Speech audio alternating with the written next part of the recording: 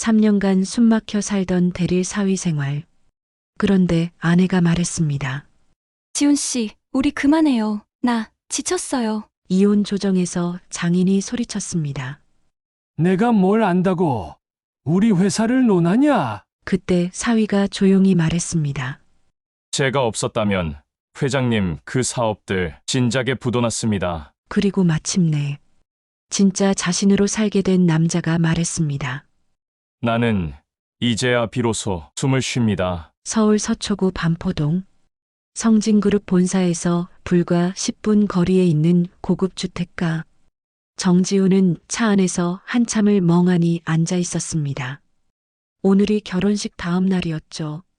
신혼여행도 포기하고 바로 출근하라던 장인의 말이 아직도 귀에 맴돌았습니다. 지훈아, 너 우리 집에 들어온 이상 이제 우리 식구야.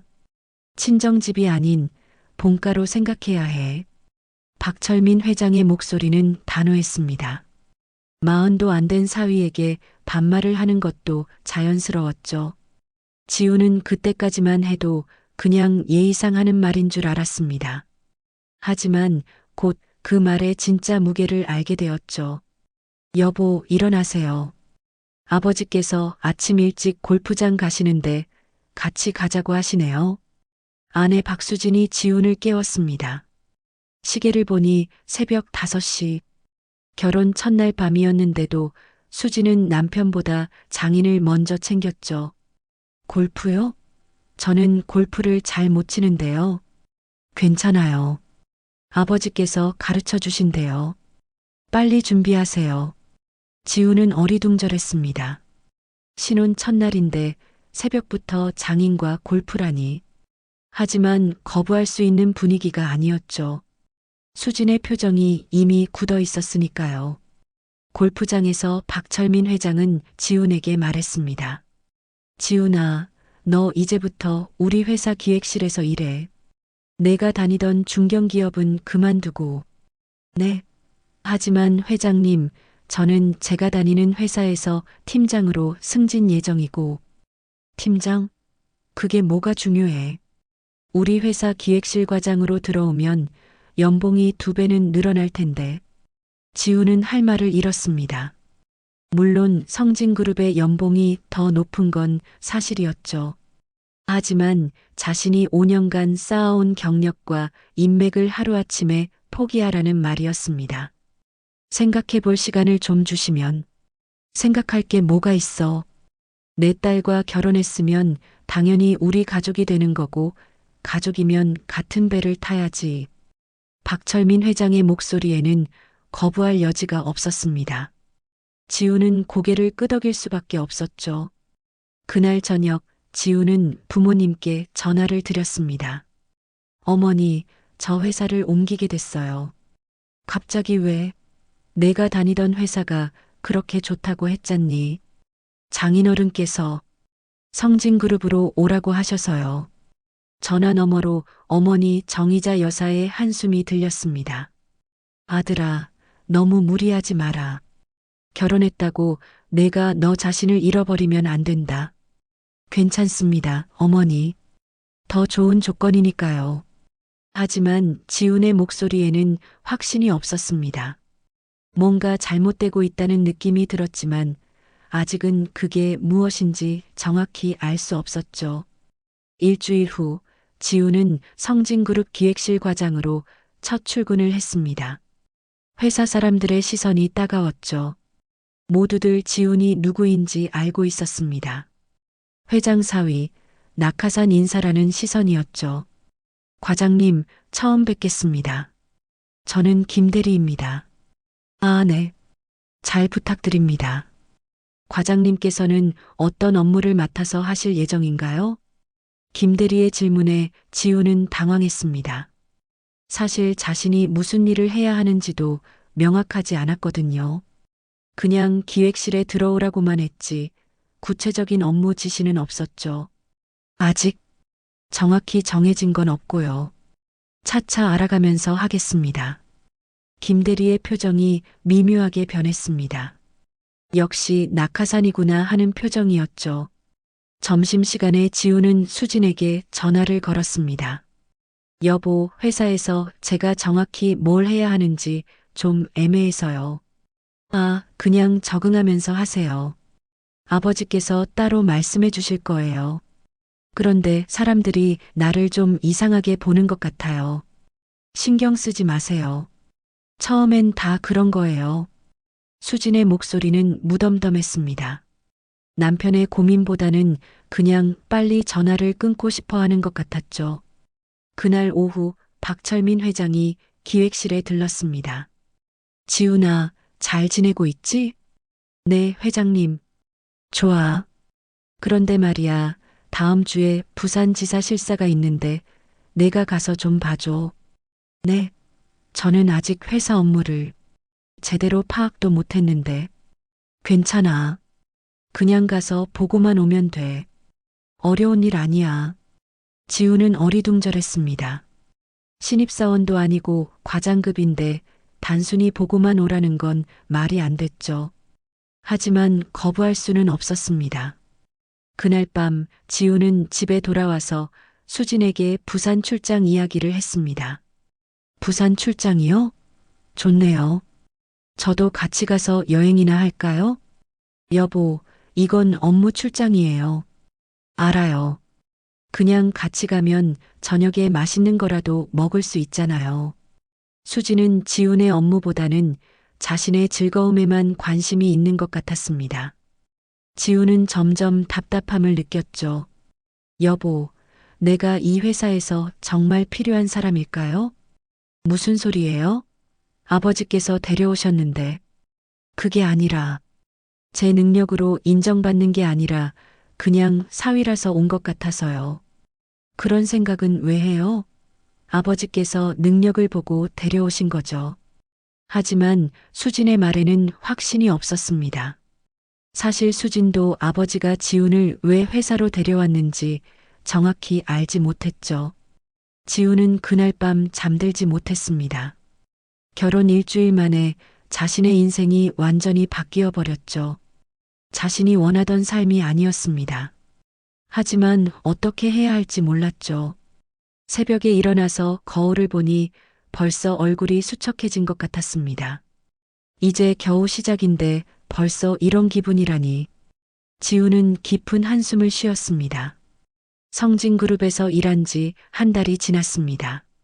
지우는 매일 아침 7시에 출근해서 밤 10시가 넘어서야 집에 돌아왔죠. 하지만 정작 자신의 업무라고 할 만한 건 없었습니다. 매일 다른 사람들의 일을 대신 해주기만 했거든요.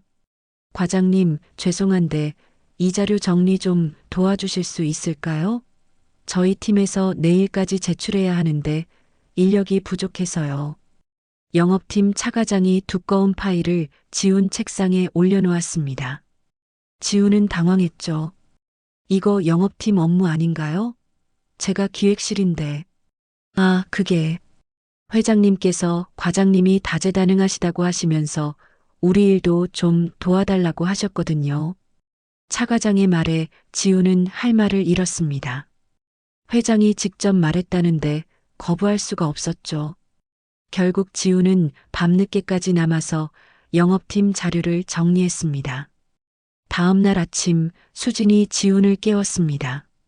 여보, 일어나세요. 아버지께서 오늘 오후에 중요한 미팅이 있는데 대신 가달라고 하시네요. 네, 나요? 무슨 미팅인데요? 부산 조선소 쪽이래요. 뭔가 계약 관련된 것 같은데 자세한 건 아버지께 물어보세요. 지우는 부랴부랴 준비를 했습니다. 조선소 계약이라니 자신과는 전혀 관련 없는 분야였죠. 하지만 장인의 명령을 거부할 수는 없었습니다. 미팅 장소에 도착해 보니 상대방도 당황하는 표정이었습니다. 박 회장님이 직접 오신다고 했는데 혹시 대리로 나오신 건가요? 네, 정지훈이라고 합니다. 회장님께서 급한 일이 생기셔서 저를 보내셨습니다. 아, 그런데 오늘 논의할 내용이 좀 복잡한데요. 회장님이 직접 결정하셔야 할 사안들이 많거든요. 지우는 식은땀이 났습니다. 자신이 뭘 해야 하는지도 모르는 상황에서 중요한 계약 미팅에 나온 꼴이었죠. 결국 미팅은 아무것도 결정하지 못한 채 끝났습니다. 집에 돌아온 지훈에게 수진이 말했습니다. 어떻게 됐어요? 아버지께서 결과를 궁금해 하시던데. 잘 안 됐어요. 제가 그쪽 업무를 모르니까 제대로 대화도 못했어요. 그럼 어떡해요? 아버지께서 실망하시겠네. 수진의 목소리에는 지훈을 걱정하는 마음보다는 아버지를 걱정하는 마음이 더 컸습니다. 지훈은 씁쓸했죠. 여보, 저도 제 전문 분야가 있는데 왜 자꾸 다른 일만 시키시는 걸까요? 그러게요. 근데 어쩔 수 없잖아요. 아버지 말씀이니까. 그때 수진의 휴대폰이 울렸습니다. 네, 아버지. 네. 내일 작은아버지랑 골프요? 아, 지훈이가요? 네, 알겠습니다. 전화를 끊은 수진이 지훈에게 말했습니다. 내일 작은아버지랑 골프 가세요. 새벽 6시에 출발이래요. 작은아버지요? 처음 뵙는 분인데요. 괜찮아요. 좋은 분이세요. 그런데 골프는 좀 배워두셔야겠어요. 자꾸 부끄럽게 치시면 안 되니까. 지훈은 한숨을 쉬었습니다. 골프를 배울 시간도 없이 자꾸 골프장에 끌려다니는 신세였죠. 다음 날 골프장에서 만난 작은아버지 박철수는 예상보다 까다로운 사람이었습니다. 자네가 수진이 남편이군. 그런데 골프를 참 못 치는구먼. 죄송합니다. 아직 배우는 중입니다. 배우는 중이라 수진이가 시집을 잘못 간 것 아닌가 싶네. 우리 집안에서는 골프 정도는 기본이어야 하는데. 박철수의 말에 지우는 얼굴이 빨개졌습니다. 하지만 참을 수밖에 없었죠. 골프가 끝난 후 작은아버지가 말했습니다. 자네, 다음 주에 내 회사 직원들하고 회식이 있는데 와서 술 좀 따라줘. 네, 제가요? 그래. 우리 가족이 된 이상 그 정도는 해야지. 혼자 편하게 살려고 하면 안 돼. 지우는 말문이 막혔습니다. 이제는 장인뿐만 아니라 장인의 동생까지 자신을 부려먹으려 하는 상황이었죠. 집에 돌아와서 지우는 수진에게 하소연했습니다. 여보, 제가 뭔가 잘못 생각하고 있는 건 아닐까요? 결혼하고 나서 제가 저 자신이 아닌 것 같아요. 무슨 소리예요? 가족이 되면 서로 도와가며 사는 거죠. 하지만 저만 일방적으로 도와주는 것 같은데요. 그런 식으로 생각하면 안 되죠. 우리 가족들이 지훈 씨를 얼마나 아끼는데요. 수진의 말은 지훈에게 전혀 위로가 되지 않았습니다. 오히려 더 답답해졌죠. 월요일 아침 회사에 출근한 지훈에게 또 다른 업무가 기다리고 있었습니다. 과장님, 이번 주 금요일에 협력업체 사장들 모임이 있는데요. 회장님께서 과장님이 참석해서 접대 좀 해달라고 하시네요. 비서 김미영이 지훈에게 말했습니다. 지훈은 이제 놀라지도 않았죠. 매일 이런 식이었으니까요. 접대라는 게 구체적으로 뭐라는 건가요? 술자리에서 사장님들 술 따라드리고 비위 맞춰드리는 거죠. 어려운 일 아니에요. 김미영의 말에 지훈은 기가 막혔습니다. 자신을 단순한 접대원 취급하는 거였죠. 하지만 거부할 수도 없었습니다. 그날 저녁 지훈은 어머니께 전화를 드렸습니다. 어머니, 안녕하세요. 아이고, 우리 아들. 요즘 어떻게 지내니? 목소리가 왜 이렇게 기운이 없냐? 그냥 회사 일이 좀 힘들어서요. 힘들면 그만둬라. 내가 다니던 회사로 다시 돌아가든지. 그게 쉽지 않아요. 이미 다리를 다 끊어버렸거든요. 전화 너머로 어머니의 한숨이 들렸습니다. 아들아, 너 혹시 후회하고 있는 거 아니냐? 지우는 대답하지 못했습니다. 사실 후회하고 있었거든요. 하지만 그 말을 입 밖으로 낼 수는 없었죠. 괜찮습니다, 어머니. 적응하면 나아질 거예요. 하지만 지훈 자신도 그 말을 믿지 않았습니다. 오히려 상황은 점점 더 나빠지고 있었죠. 지훈은 매일 숨이 막히는 기분이었습니다. 결혼한 지 2달째 되던 어느 금요일 저녁, 지훈에게 급한 전화가 걸려왔습니다. 지훈아, 엄마가 갑자기 쓰러져서 병원에 입원했다. 아버지의 다급한 목소리였죠. 지훈은 가슴이 철렁 내려앉았습니다. 네, 어머니가요? 지금 어느 병원에 계세요? 고양시 명지병원이야. 폐렴이 심해져서 중환자실에 있어. 빨리 와. 지훈은 서둘러 회사를 나서려고 했습니다. 그런데 수진이 전화를 걸어왔죠. 여보, 지금 어디 가세요? 아버지께서 오늘 저녁에 중요한 손님들과 식사하는데 같이 가자고 하시는데요. 여보, 제 어머니가 입원하셔서 병원에 가봐야 해요. 어머니가요? 많이 아프세요? 폐렴으로 중환자실에 계세요. 전화 너머로 잠깐 침묵이 흘렀습니다. 그리고 수진이 말했죠. 그럼 잠깐만 들렀다가 오세요. 아버지 약속이 더 중요하니까요. 지훈은 믿을 수 없었습니다. 시어머니가 중환자실에 있는데 장인의 식사 약속이 더 중요하다니요. 여보, 제 어머니가 위험한 상황이라고요. 알아요. 그래도 아버지 약속을 펑크 낼 수는 없잖아요. 잠깐만 병원 갔다가 와서 저녁 약속 참석하세요. 지훈은 할 말을 잃었습니다. 결국 병원에 급히 들렀다가 나와야 했죠. 명지병원 중환자실에 도착했을 때 어머니 정희자 여사는 산소호흡기를 끼고 계셨습니다. 평소에 건강하셨던 어머니의 초췌한 모습에 지훈의 눈물이 났죠. 어머니, 아이고, 우리 아들 왔구나. 엄마는 괜찮다. 괜찮아. 어머니는 힘들게 말씀하셨습니다. 의사가 다가와서 설명했죠. 보호자분이세요? 환자분 상태가 좀 심각합니다. 폐렴이 양쪽 폐로 퍼져서 최소 일주일은 입원해야 해요. 일주일이요? 생명에는 지장이 없는 거죠? 지금 상태로는 괜찮지만 지켜봐야 합니다. 가족분들이 자주 와서 격려해 주시면 회복에 도움이 될 거예요. 지훈은 어머니 손을 꼭 잡았습니다. 어머니, 제가 매일 올게요. 걱정 마세요. 그런데 휴대폰이 계속 울렸죠. 수진의 전화였습니다. 여보, 언제 와요? 아버지께서 기다리고 계세요. 지훈은 어쩔 수 없이 어머니께 말씀드렸습니다. 어머니, 제가 급한 일이 있어서 내일 다시 올게요. 괜찮다, 아들아. 네 일이 더 중요하지. 엄마 걱정은 하지 마라. 어머니의 배려가 지훈을 더욱 미안하게 만들었습니다. 하지만 어쩔 수 없었죠. 저녁 식사 자리에서 박철민 회장이 말했습니다. 지훈아, 늦었네. 뭐 하느라고? 죄송합니다. 어머니가 입원하셔서 병원에 다녀왔습니다. 아, 그래? 많이 아프신가? 폐렴으로 중환자실에 계십니다.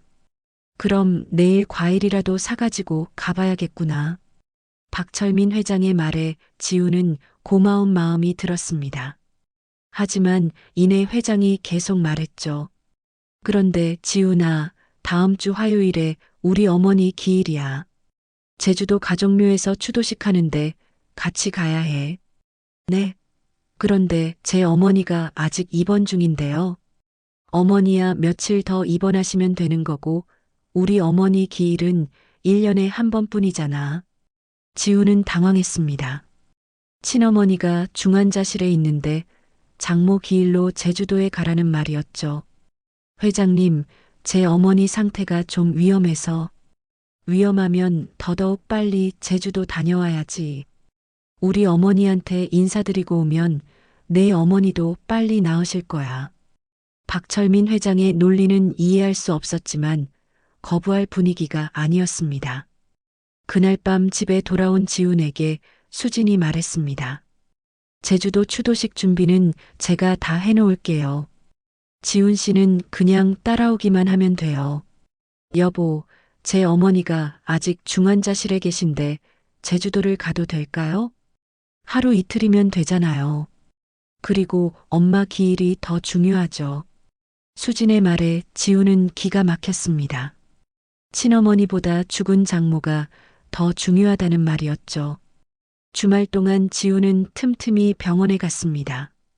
하지만 마음 편히 있을 수가 없었죠. 수진이 계속 전화해서 이것저것 시켰거든요. 여보, 제주도 가는 옷 준비 좀 해주세요. 여보, 추도식 꽃 주문하는 거 확인 좀 해주세요. 여보, 아버지께서 제주도 가는 길에 들를 곳이 있다고 하시니까 일정 확인해 주세요. 병원에서 어머니를 돌보고 있는데도 수진의 전화는 쉴 새 없이 걸려왔습니다. 아들아, 넌 가서 할 일을 해라. 엄마는 간병인이 있으니까 괜찮다.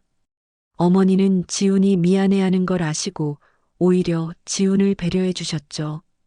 그런 어머니가 더욱 안쓰러웠습니다. 월요일 밤 지훈은 어머니께 말씀드렸습니다. 어머니, 죄송하지만 내일 하루 제주도에 다녀와야 해요. 제주도를? 무슨 일로? 장모님 기일이에요. 어머니의 표정이 살짝 어두워졌지만 이내 미소를 지으셨습니다. 그럼 다녀와라. 그런 일은 중요하지. 하지만 어머니가 이런 상황인데 괜찮다고 했잖니. 엄마 걱정 말고 다녀와. 그런데 아들아, 네 어머니, 넌 너무 무리하는 것 같구나. 얼굴이 많이 야위었어.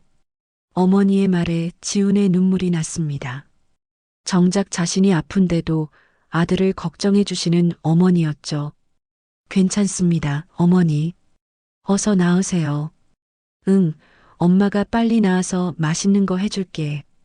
병실을 나서는 지훈의 발걸음은 무거웠습니다. 친어머니가 중환자실에 누워 계시는데 장모 기일로 제주도에 가야 하는 현실이 너무 막막했죠. 복도에서 지훈은 잠시 멈춰섰습니다. 가슴이 답답해서 숨을 쉬기가 힘들었거든요. 결혼하고 나서 매일이 이런 식이었습니다. 자신의 의지와는 상관없이 끌려다니기만 하는 삶이었죠. 내가 정말 잘못 선택한 건 아닐까? 지훈은 처음으로 결혼 자체를 후회하기 시작했습니다. 제주도 추도식 당일, 지훈은 새벽 5시에 일어났습니다. 비행기 시간에 맞춰 공항으로 가야 했거든요. 어머니가 중환자실에 계신다는 생각에 마음이 무거웠지만 어쩔 수 없었죠. 여보, 빨리 준비하세요. 아버지께서 기다리고 계세요. 수지는 남편의 심정 따위는 아랑곳하지 않고 재촉만 했습니다. 지우는 말없이 옷을 갈아입었죠. 공항에서 박철민 회장이 말했습니다. 지훈아, 오늘 추도식에서 내가 인사말을 해야 해. 네, 제가요? 그래. 이제 우리 가족이 됐으니까 당연한 거지. 지훈은 당황했습니다. 장모님에 대해 아는 것도 없는데 인사말을 하라니요. 하지만 거부할 수는 없었죠. 제주도 가족묘에는 박 회장의 친척들이 모여 있었습니다. 모두들 지훈을 신기한 듯 바라봤죠. 아, 이 사람이 수진이 남편이구나. 젊고 괜찮네. 그런데 좀 수척해 보이는데? 요즘 회사 일이 힘들나 보네. 친척들의 시선과 수군거림이 지훈을 불편하게 만들었습니다. 마치 구경거리가 된 기분이었죠. 추도식이 시작되고 지훈은 떨리는 마음으로 인사말을 했습니다. 안녕하십니까. 고인이 되신 장모님에 대해서는 생전에 뵙지 못해 안타깝지만 오늘 이렇게 추도식에 참석하게 되어 영광입니다. 어색하고 형식적인 인사말이었지만 다들 고개를 끄덕였습니다. 지훈은 겨우 넘어갔다는 안도감을 느꼈죠. 추도식이 끝나고 회장이 말했습니다. 이제 친척들과 저녁 식사를 해야 해. 지훈아, 내가 술 좀 따라드려. 또다시 접대를 하라는 말이었습니다. 지훈은 익숙해진 듯 고개를 끄덕였죠. 저녁 식사 자리에서 친척 어른 한 분이 지훈에게 말했습니다. 자네, 수진이하고 언제 아이 낳을 생각이야? 갑작스러운 질문에 지우는 당황했습니다. 아직 생각해보지 못했습니다. 아직이라니. 결혼한 지 몇 달이나 됐는데. 우리 철민이도 손자보고 싶어 하는데. 지우는 아무 말도 할 수 없었습니다. 아이 계획까지 친척들 앞에서 추궁당하는 상황이었죠. 다음 날 서울로 돌아온 지우는 바로 병원으로 향했습니다. 어머니의 상태가 어떤지 궁금했거든요. 어머니, 안녕하세요. 몸은 좀 어떠세요? 아이고, 우리 아들. 제주도는 잘 다녀왔니? 네, 다녀왔어요. 어머니가 더 중요한데 못 계셔서 죄송했어요. 무슨 소리야? 그런 일이 더 중요하지. 어머니는 여전히 지훈을 배려해 주셨지만 얼굴색이 더 안 좋아진 것 같았습니다. 그 주 월요일 회사에 출근한 지훈에게 새로운 소식이 전해졌습니다. 과장님, 오늘 새로운 거래처 분이 오신대요. 회장님께서 과장님이 응대하라고 하시네요. 비서 김미영의 말에 지훈은 한숨을 쉬었습니다. 또 다른 접대 업무였죠. 오후 2시 회의실에 나타난 사람은 생각보다 젊고 세련된 남자였습니다. 안녕하십니까? 유니크 컨설팅 윤상훈 이사입니다. 성진그룹 기획실 정지훈 과장입니다. 윤상훈은 40 정도로 보이는 남자였는데 말투가 부드럽고 여유로웠습니다. 지훈과는 정반대 스타일이었죠. 정 과장님, 오늘 회의 자료 잘 봤습니다. 상당히 체계적으로 정리하셨네요. 감사합니다.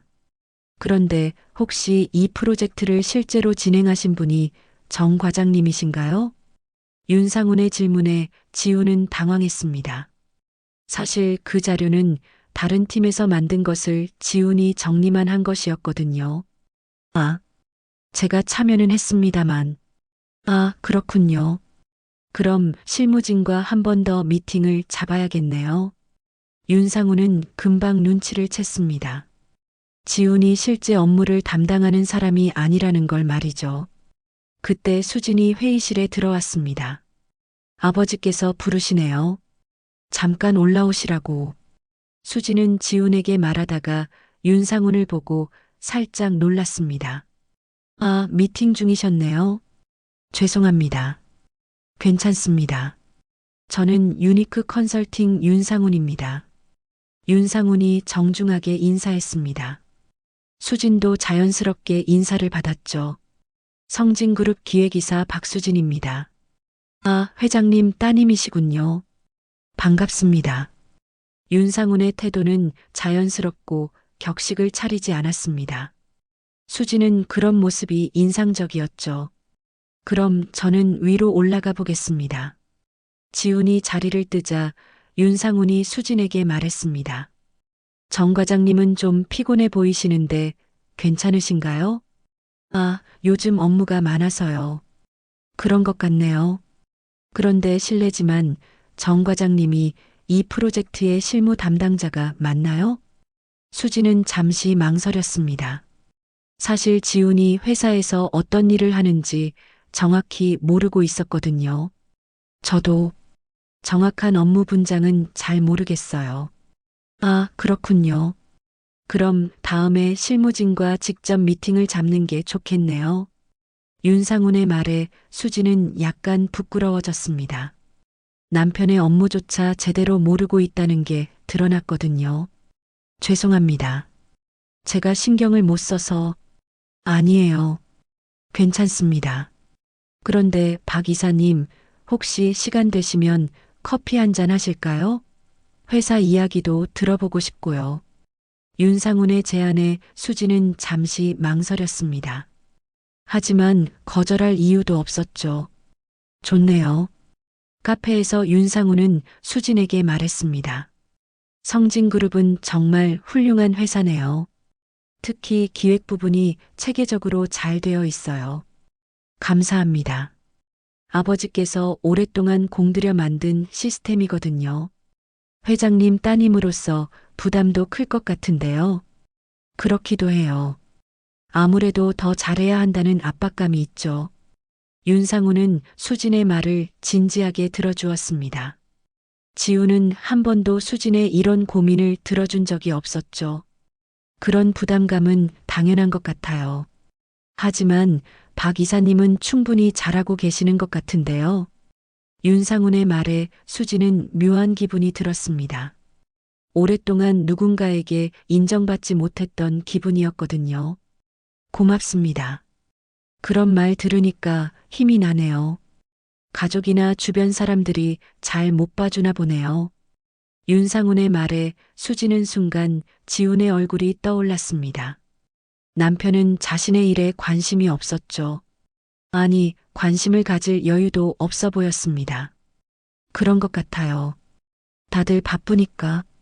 그래도 가까운 사람들이 더 신경 써줘야 하는데요.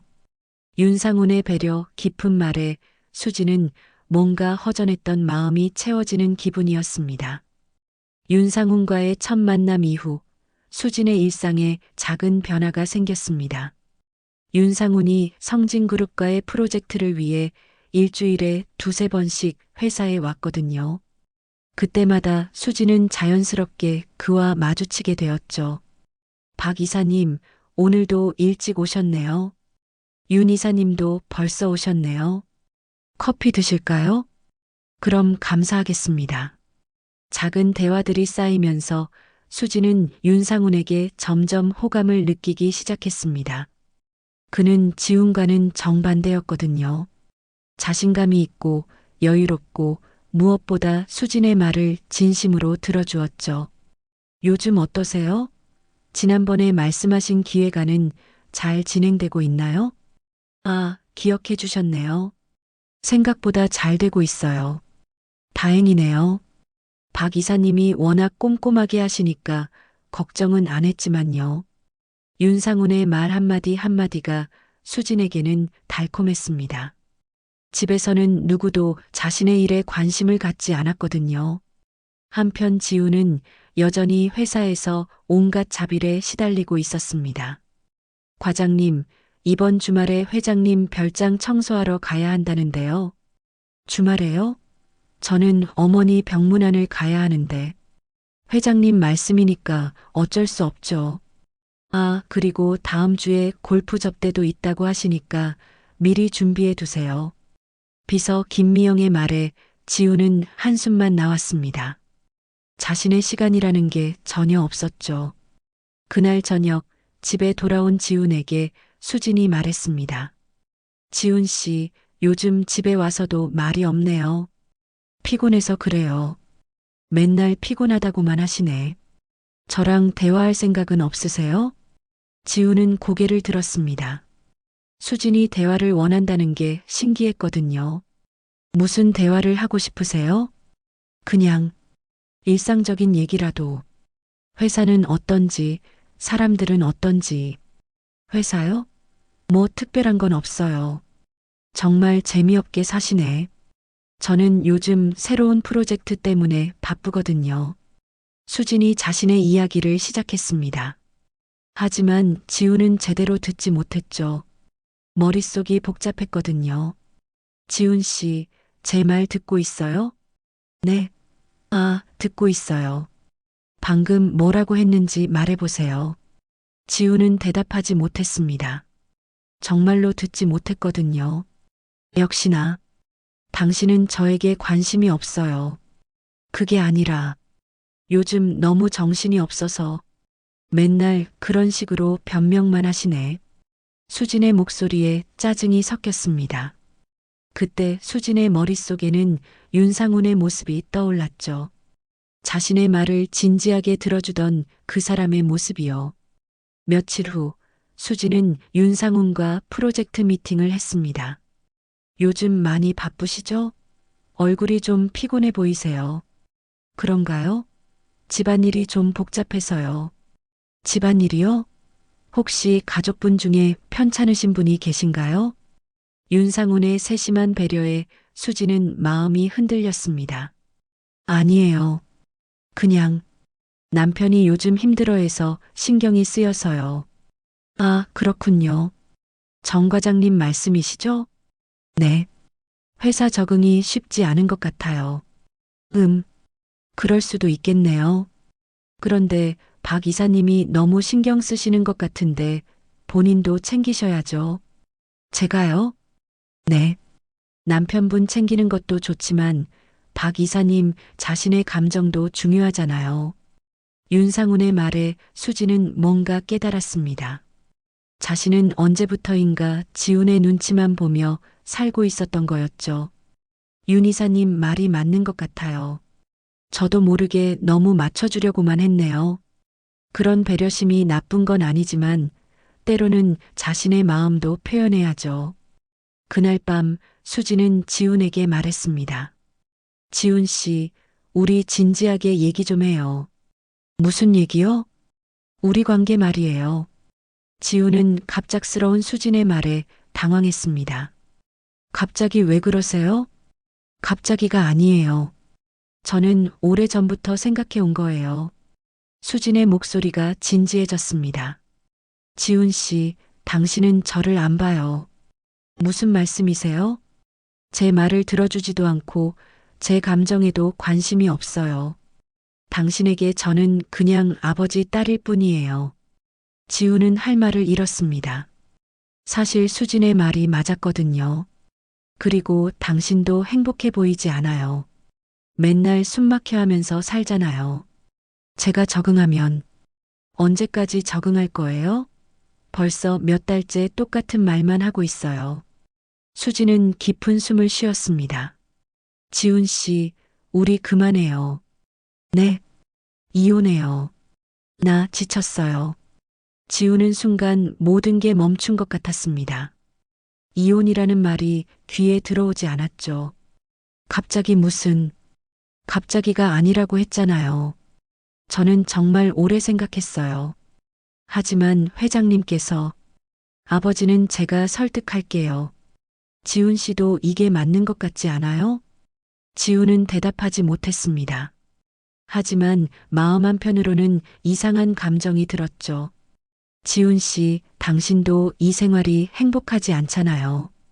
수진의 말에 지훈은 자신도 모르게 고개를 끄덕였습니다. 그래요. 솔직히 저도 힘들었어요. 그럼 됐네요. 서로 힘든데 왜 억지로 살아야 해요? 그 순간 지훈은 기이한 감정을 느꼈습니다. 무거운 짐을 내려놓는 것 같은 시원함이었죠. 이혼. 그것도 좋을 것 같네요. 지훈이 그 말을 내뱉는 순간 처음으로 가슴이 후련해졌습니다. 숨이 쉬어지는 기분이었죠. 정말요? 네. 저도 이제는 제 인생을 살고 싶어요. 수진도 안도의 표정을 지었습니다. 둘 다 이 결정이 옳다는 걸 알고 있었죠. 그럼 절차는 어떻게 할까요? 차근차근 준비해봐요. 급할 거 없잖아요. 그날 밤 지훈은 오랜만에 깊이 잠들었습니다. 마치 긴 악몽에서 깨어난 것 같은 기분이었죠. 이혼에 합의한 다음 날부터 지훈의 행동이 달라졌습니다. 마치 무거운 쇠사슬이 풀린 것처럼 걸음걸이부터 가벼워졌죠. 회사에 출근한 지훈은 처음으로 자신의 책상 서랍을 정리하기 시작했습니다. 과장님, 뭐 하세요? 동료 김대리가 궁금해하며 물었습니다. 그냥 정리 좀 하려고요. 하지만 지훈이 하는 건 단순한 정리가 아니었습니다. 지난 몇 달 동안 자신이 처리했던 모든 업무 자료를 꼼꼼히 점검하고 있었거든요.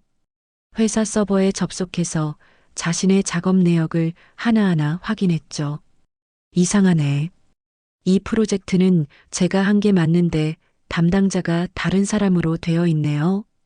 지훈은 자신이 실제로 처리한 업무와 공식 기록이 다르다는 걸 발견했습니다.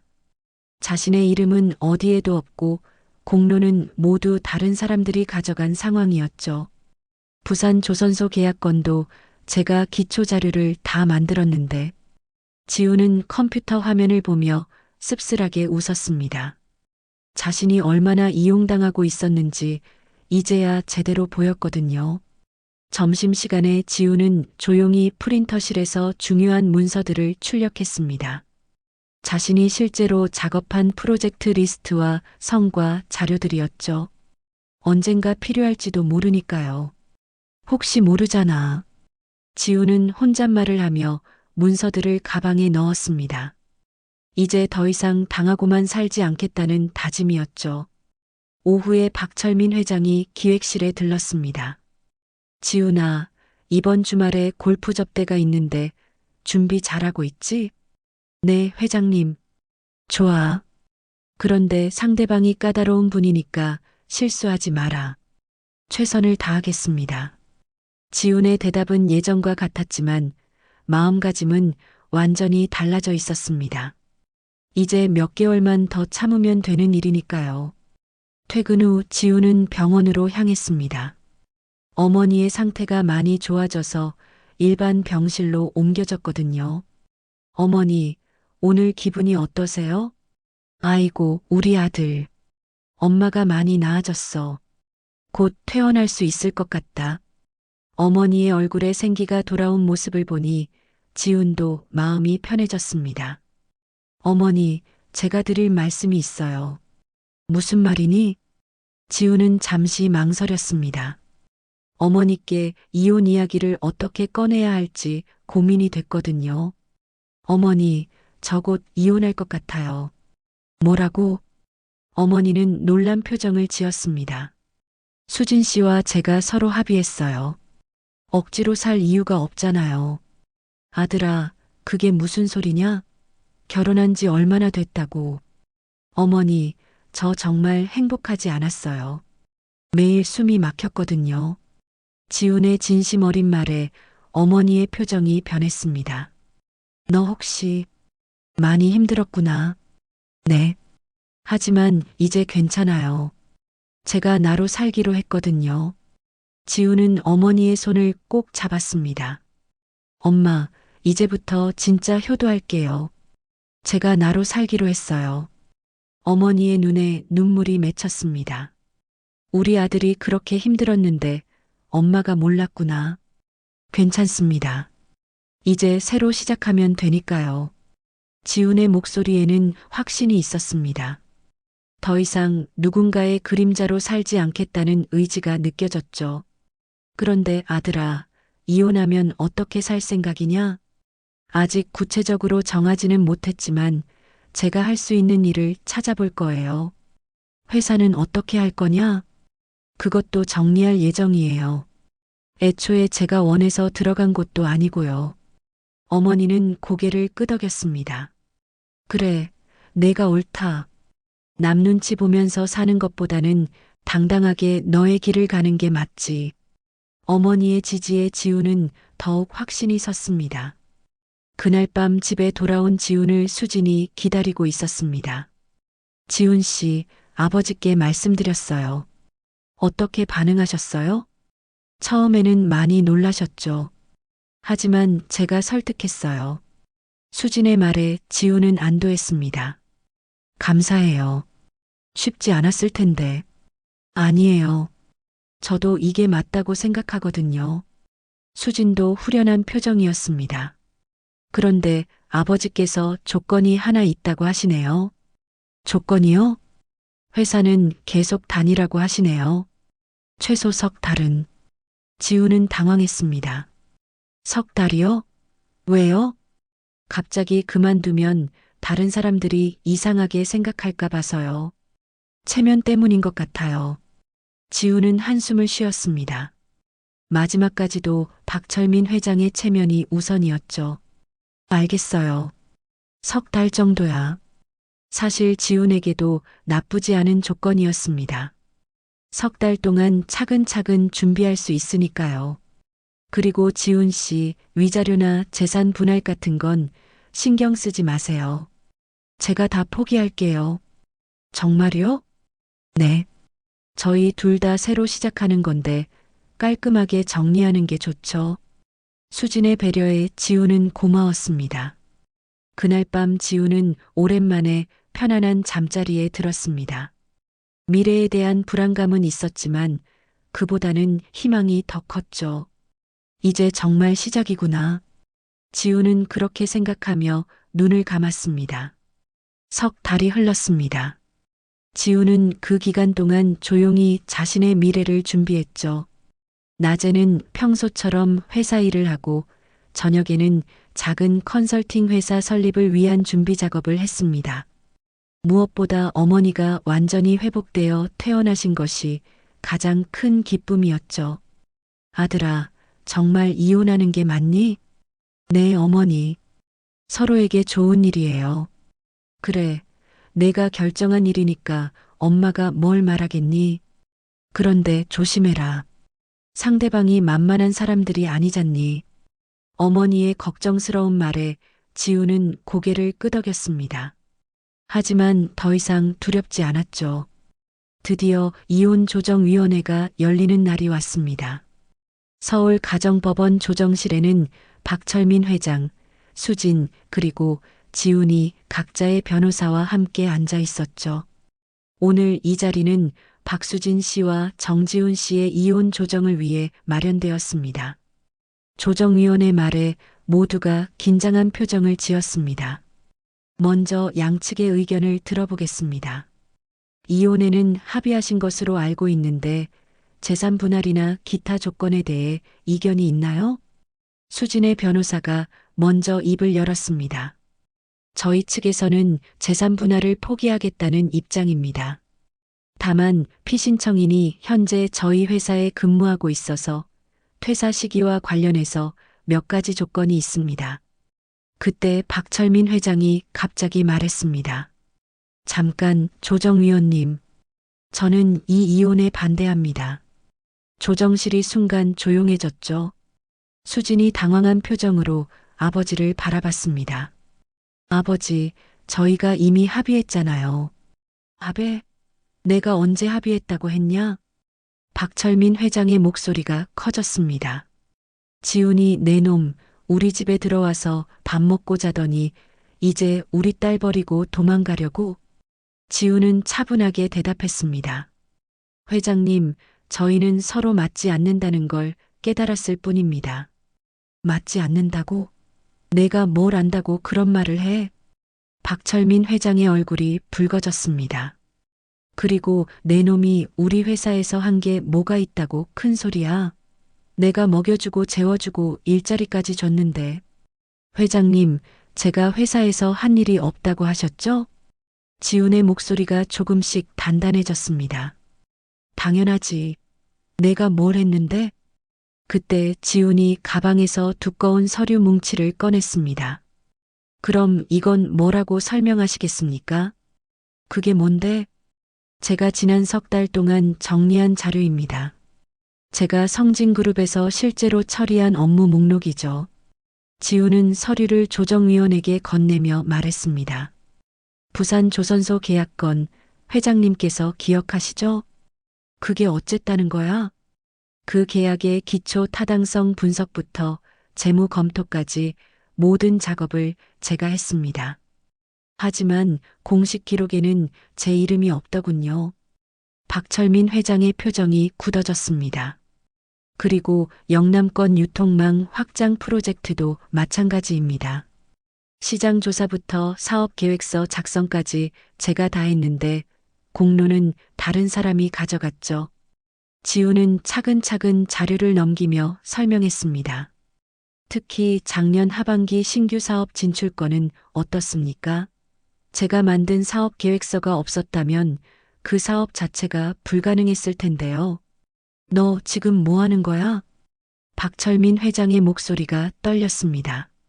지훈은 일어서서 회장을 똑바로 바라봤습니다. 회장님, 내가 뭘 안다고 우리 회사를 논하냐고 하셨죠? 조정실의 모든 사람들이 숨을 죽였습니다. 제가 없었다면 회장님 그 사업들 진작에 부도났습니다. 충격적인 말이었죠. 아무도 감히 박철민 회장에게 그런 말을 할 거라고 생각하지 못했습니다. 지금까지 저는 회장님 그림자로 살았습니다. 제 이름도 없이 제 공로도 인정받지 못한 채로요. 지훈의 목소리가 점점 강해졌습니다. 하지만 이제는 다릅니다.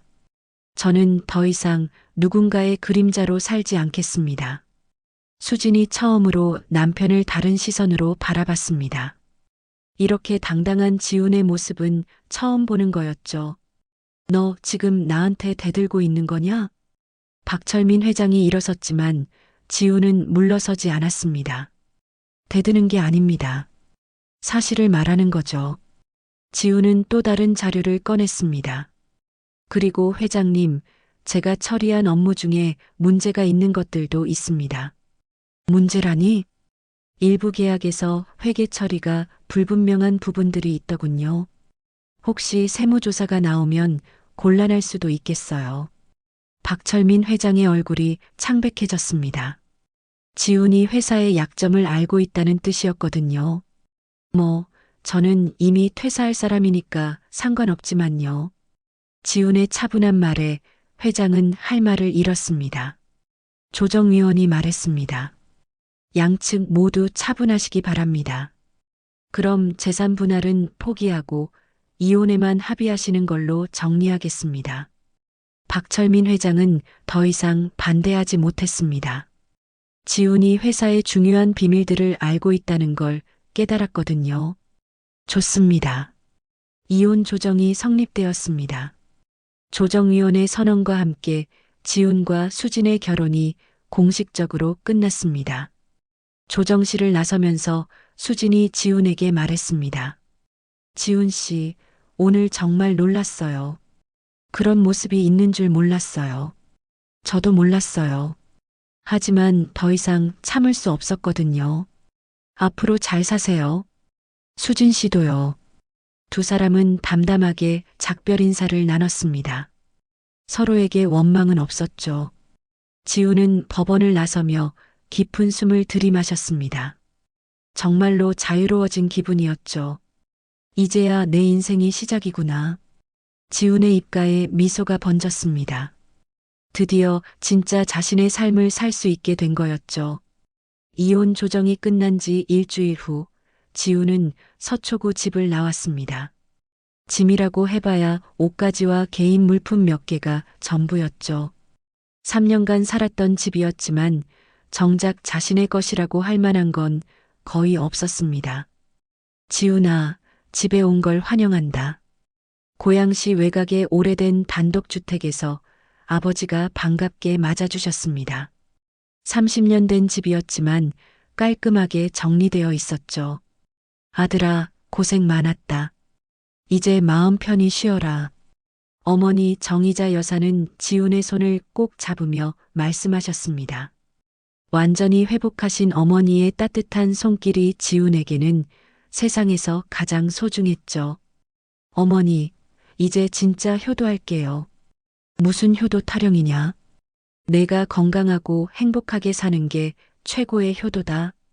지훈은 자신의 방을 정리하며 새로운 시작을 준비했습니다. 벽에 걸린 거울을 보니 3년 전보다 훨씬 야윈 얼굴이었지만 눈빛만은 살아있었죠. 다음 주 월요일 지훈은 성진그룹에 사직서를 제출했습니다. 과장님, 정말 그만두시는 거예요? 동료 김대리가 아쉬워했습니다. 네, 새로운 도전을 해보려고요. 그동안 고생 많으셨어요. 앞으로도 좋은 일 있으시길 바랄게요. 김대리의 진심 어린 인사에 지훈은 고마웠습니다. 적어도 동료들은 자신을 인정해주고 있었거든요. 박철민 회장과의 마지막 면담은 짧았습니다. 지훈아, 그동안 수고했다. 감사했습니다, 회장님. 더 이상 할 말이 없는 사이였죠. 지훈은 담담하게 회사를 떠났습니다. 그로부터 한 달 후, 지훈은 고양시 중심가에 작은 사무실을 얻었습니다. 정컨설팅이라는 간판을 달고 혼자서 시작하는 컨설팅 회사였죠. 지훈 씨, 축하드려요. 첫 고객은 뜻밖에도 예전 회사 동료였습니다. 중견 제조업체로 이직한 박 과장이었죠. 저희 회사에서 신규 사업 계획서가 필요한데 지훈 씨만큼 잘하는 사람이 없더라고요. 감사합니다. 최선을 다해서 도와드릴게요. 지훈은 처음으로 자신의 이름으로 일하는 기쁨을 느꼈습니다. 더 이상 누군가의 그림자가 아닌 정지훈이라는 이름으로 승부하는 거였죠. 밤늦게 사무실에서 작업을 하다가 지훈은 창밖을 바라봤습니다. 고양시의 조용한 밤거리가 평온해 보였죠. 참 오랜만이네. 지훈은 혼잣말을 했습니다. 이렇게 마음이 편한 건 정말 오랜만이었거든요. 첫 프로젝트는 성공적이었습니다. 박 과장의 회사는 지훈이 만든 사업 계획서를 바탕으로 새로운 사업을 시작할 수 있었죠. 지훈 씨, 정말 고마워요. 다음에도 부탁드릴게요. 언제든지 연락 주세요. 입소문이 나면서 조금씩 고객이 늘어나기 시작했습니다. 성진그룹에서 지훈의 실력을 알고 있던 사람들이 하나둘씩 찾아왔거든요. 정 대표님, 저희도 컨설팅 받고 싶은데요. 정 대표님만의 노하우가 있으시더라고요. 지훈은 이제 정 대표로 불렸습니다. 누군가의 사위가 아닌 자신의 능력으로 인정받는 이름이었죠. 6개월이 지나자 정 컨설팅은 작지만 안정적인 회사로 자리 잡았습니다. 직원을 한 명 더 뽑을 정도로 일이 늘어났죠. 지훈아, 요즘 많이 바빠 보이는구나. 어머니가 늦게 들어온 지훈을 걱정하셨습니다. 바쁘긴 하지만 즐거워요. 제가 하고 싶었던 일이거든요. 그래, 내가 행복하면 엄마도 기뻐. 지훈은 어머니와 함께 저녁을 먹으며 하루 있었던 일들을 이야기했습니다. 예전처럼 눈치 보며 밥을 먹을 필요가 없었죠. 아들아, 내가 이렇게 당당하게 사는 모습을 보니까 엄마가 얼마나 뿌듯한지 몰라. 고맙습니다, 어머니. 어머니가 계셔서 제가 이렇게 새로 시작할 수 있었어요. 어머니와 아들은 서로를 바라보며 미소 지었습니다. 진짜 가족의 정이 무엇인지 새삼 깨달았죠. 1년이 지난 어느 날 지훈은 우연히 옛 동료를 만났습니다. 지훈아, 그동안 어떻게 지냈어? 잘 지내고 있어요. 형은 어떠세요? 나야 그냥 그렇지. 그런데 너 소문 들었어. 컨설팅 회사 차려서 잘 되고 있다며? 덕분에 잘 되고 있어요. 부럽다 정말. 너처럼 용기 있게 나올 걸 그랬나 봐. 동료의 말에 지훈은 뿌듯함을 느꼈습니다. 자신이 옳은 선택을 했다는 확신이 들었거든요. 그날 저녁 지훈은 사무실에서 혼자 정리 작업을 하고 있었습니다. 창밖으로 보이는 고양시 야경이 아름다웠죠. 문득 3년 전의 자신이 떠올랐습니다. 매일 숨이 막혀서 힘들어했던 그때의 모습이요. 지훈은 깊이 숨을 들이마셨습니다. 가슴이 시원하게 뚫리는 기분이었죠. 그때는 정말 힘들었지. 지훈은 혼잣말을 하며 미소 지었습니다. 휴대폰이 울렸습니다. 어머니에게서 온 문자였죠. 아들아, 밤늦게 일하지 말고 일찍 들어와. 엄마가 맛있는 거 해놨어. 지훈은 따뜻한 마음이 들었습니다. 이런 평범한 행복이 얼마나 소중한지 새삼 깨달았죠. 사무실 불을 끄고 나오면서 지훈은 간판을 바라봤습니다. 정컨설팅이라는 글자가 밤거리 조명에 빛나고 있었죠. 정지훈. 지훈은 자신의 이름을 조용히 불러봤습니다. 이제 그 이름이 자랑스러웠거든요. 집으로 가는 길에 지훈은 또 한 번 깊은 숨을 쉬었습니다. 차갑고 맑은 밤 공기가 폐 깊숙이 들어왔죠. 나는 이제야 비로소 숨을 쉽니다. 지훈의 마지막 말이 조용한 밤거리에 스며들었습니다. 진짜 자신으로 살아가는 남자의 당당한 선언이었죠. 그렇게 지훈은 새로운 인생을 살아가고 있습니다. 더 이상 누군가의 그림자가 아닌 온전한 자신으로 말이에요. 오늘의 사연만 땅 이야기는 여기까지입니다. 언제나 따뜻한 마음으로 함께 해주셔서 감사합니다. 구독과 좋아요는 큰 힘이 됩니다. 늘 건강하시고 평안하세요.